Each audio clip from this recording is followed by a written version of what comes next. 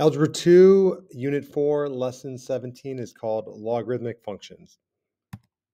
So our goal today is I can interpret logarithmic functions in context. So we've basically been doing a lot with exponential functions. So if I had something like this here, if I had y equals 2 to the x. Okay, this is an exponential function, grows at a rate of 2, starts at 1. So, we know that these are going to go like that, right? So a logarithmic function would be like something that had a logarithm in it. So if I wanted to write this in log form, let's say this would be like log base 2 of y equals x. That's a log function now. It doesn't have they go hand in hand, but they're different. So it would be more like something like this if your x and y were switched here. Like let's say your y was up here and your x was here. You kind of want it solved for y, so your function, be more useful to write it in log form here. So this would be log base 2 of x equals y. Now it's solved for y. We can plug in numbers for x and get our y values there. All right, so which one doesn't belong? Be prepared to explain your reasoning. Okay, so let's take a look here. Try to come up with a reason for each of these. Pause the video if you need to, okay? So for the first one, let's see, we'll call that, it's function f. Because your base is 0.75 here, this is the only function that represents an exponential decay. All right, because your base is less than 1, it's going down. This is in the E form. This is continuously growing. So this one is growing by 0.75%. This is, if your base is less than 1 here, it's decaying. This is growing by a factor of 4. And then this one here, it's not an exponential, so it's not an exponential decay. All right. Let's look at G. G is the only one with E as a base.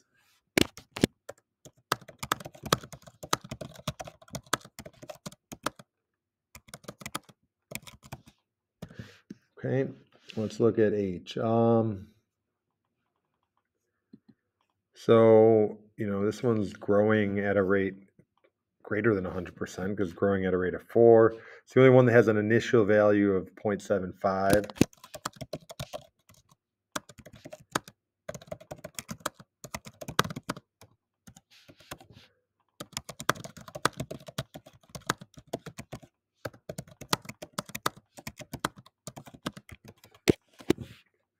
All right, and then obviously J is the only one that doesn't have 0.75 in it.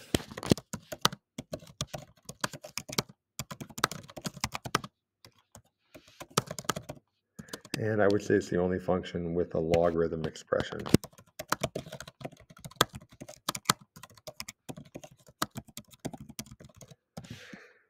Okay. All right, so a colony of 1,000 bacteria doubles in population every hour. Explain why we can write H equals log base 2 of x to represent the number of hours it takes for 1,000 bacteria to reach a population of x thousand. Okay, so 1,000 bacteria is your initial value times 2 to the h, right? So if that equals x. Now, I guess if it's in thousands, so since x is in thousands, I'm just going to, instead of writing 1,000, I'm just going to put, really it's 1 times 2. So really I don't need the 1. I can just write it as x equals 2 to the h. So if I wanted to rearrange the order that it was solved for, if I wanted to solve for h instead of x, I could write it in log form. So that would be log base 2 of x equals h. So I would say, something along the lines of, this function here, x equals 2 to the h is, in thousands. X gives the number of bacteria that's doubling every hour. And then if I wanted to rearrange it into log form, it'll now be solved for h instead of solved for x. All right, so complete the table with corresponding values of h. Okay, so they give me all these x's here. So log base 2 of 1 would go right here. So 2 to what power equals 1? Well, that would be 0. And then, here would be log base 2 of 2. So 2 to what power equals 2? That'd be 1. Right here, this is log base 2 of 4. 2 to what power equals 4? That's 2. This is log base 2 of 8. 2 to what power equals 8? That's 3. So it's really just evaluating. Now, they were real nice. They didn't give us any numbers that you couldn't do in your head. Well, I guess over here you eventually get some, but the first 5 you could all kind of do in your head. 2 to the 4th equals 16. So then it starts getting a little tricky. 2 to what power equals 50? So you got a couple options here. You can kind of guess and check. You can, start plugging in numbers. I know it's greater than 5 because 2 to the 5th equals 32. And I know it's less than 6 because 2 to the 6th is 64. So it's somewhere in between there. You could type this into your calculator. If you got the TI-84, I think you hit math and then go down to log base. And I think it'll give you a window that has like, a little like blinking box here. So you can type it in that way on the TI-84. If you don't have an 84, you can evaluate this on your scientific calculator. All you got to do is change the base to 10 and say log base 10 of 50 divided by log base 10 of 2. That'll give you the number. So I'm going to go ahead and do that. I'm going to type that in, log base 10 of 50 divided by log base 10 of 2. And I get 5.64. And then I'm going to do the same thing. I'm just going to change it to an 80. Just going to change that 5 to an 80. Log base 10 of 80 divided by log base 10 of 2.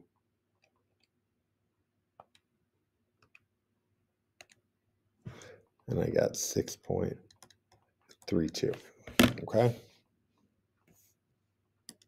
So now they want us to graph those pairs. So I'm going to do this. So I don't have to keep flipping back and forth. Let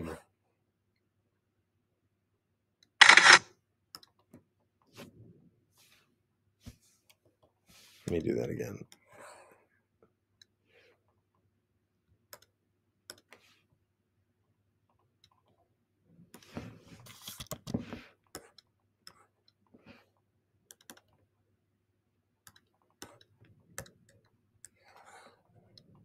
All right, so now I can plot these here. So x is 1, h is 0. So these are going by 2s. So it looks like I'm right there. X is 2, h is 1. These are going by 1s. X is 4, y, h is 2. X is 8, 3. X is 16. H is 4. X is 50. H is 5.64. Right about there. And X is 80. And we're at 6.32. So your graph looks something like that. Let's see if I can draw a line through it. Or I guess it's not a line. Draw a function through it. Looks something like that. So it's kind of still increasing, but it's kind of flattened off a little bit. All right.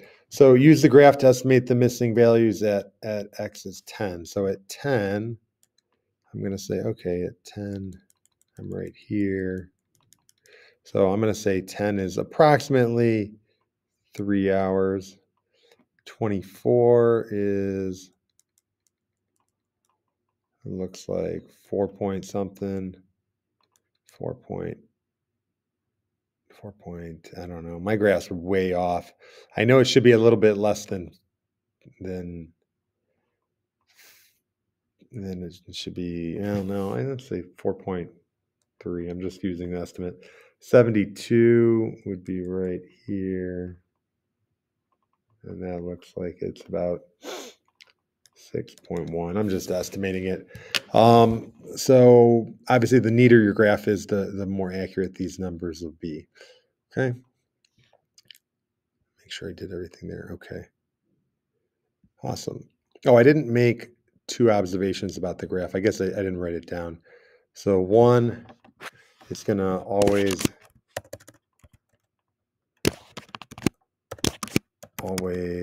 increasing, but it kind of levels off as x gets bigger. All right, two, I would say there is no y-intercept because we start at 1, 0. Okay. All right, so earlier we saw that h equals log base 2 of x represents the number of hours for 1,000 bacteria, doubling every hour to reach a population of x in 1,000. Here's a new function. Suppose function d, defined by d of x equals log base 10 of x, represents the number of days it takes for 1,000 of another species of bacteria to reach a population of x. 1,000. How is this population of bacteria growing? So this time they wrote it in log form. So think of it like 10 to the d equals x, kind of like that. This is exponential form. So if I wrote it in log form, it'd be log base 10 of x equals d. So these are the same.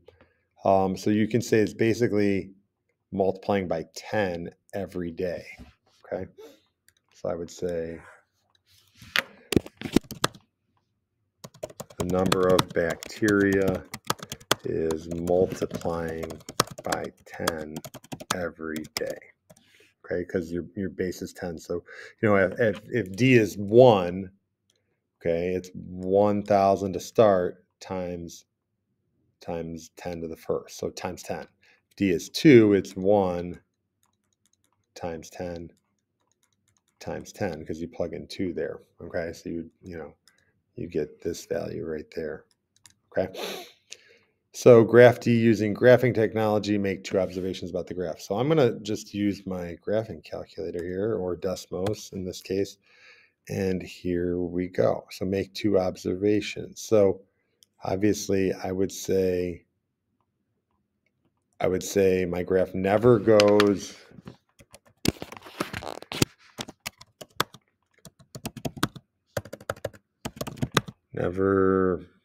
has negative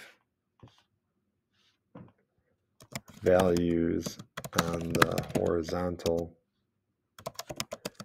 axis. Okay, so I guess the horizontal was your days. So that makes sense. We're not going to have negative days.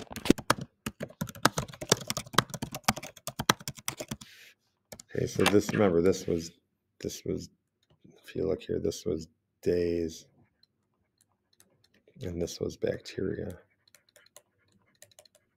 Okay, because we were plugging in D to get X. So my independent was the,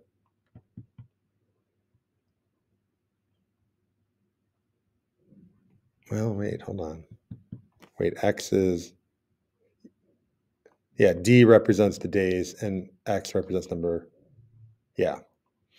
X is the population. Okay, cool. So it's kind of backwards. It's kind of weird. Days, bacteria. So your X is kind of like on the y-axis, and this is the D. So kind of weird. So there's one observation. What's another observation? I would say that this part right here, this part doesn't really make sense because that would imply that we're having negative bacteria. So I would say I would also say that my graph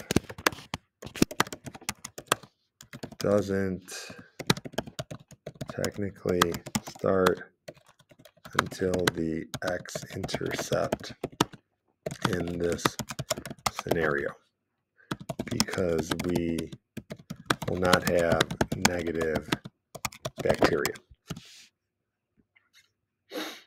All right, so technically your graph starts right there, okay? All right, how are the two log functions alike? How are they different? Okay, well, obviously we had different is easy. One function had a base of 2 and the other had a base of 10. How are they alike? I would say we had the same general shape. Functions were always increasing, never crossed the vertical axis. When we evaluate expressions such as log base 2 of x for some value of x, what are we looking for? What are we looking for? Well, if you plug in a number for x, we're looking for the exponent that gives us whatever we plugged in. So I would say we are looking for the exponent that gives us the value that we plugged in for x. So here's an example. If I had like log base 2 of, if I plugged in 64 for x, okay, we're saying, well, 2 to what power gives me 64, which would obviously be 6, I think. So this equals 6. So if this was equal to, I didn't make it equal to something, but let's say it was equal to y. So it's kind of backwards. We're plugging in the independent, we're plugging in the x here and finding the y, so it'd be 64 comma 6, like that. All right, so our goal, I can interpret logarithmic functions in context. We did a little bit with the graphs there. Here are graphs representing two functions defined by s of x equals log base 10 of x, and t of x is log base 2 of x.